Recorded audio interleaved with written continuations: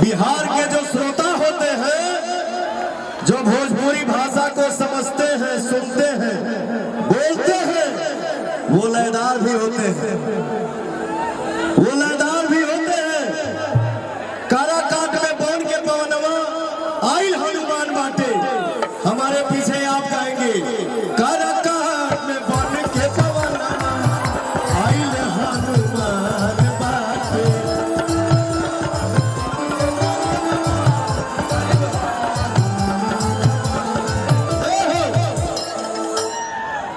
और गावा बटन दबाई दी है,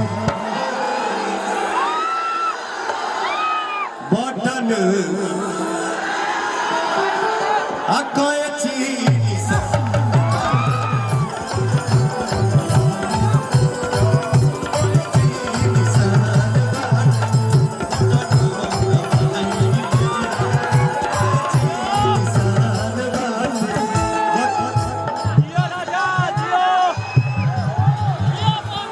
हमारे भैया हो,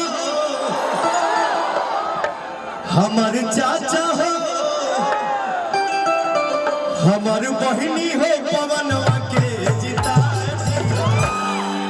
संसद बन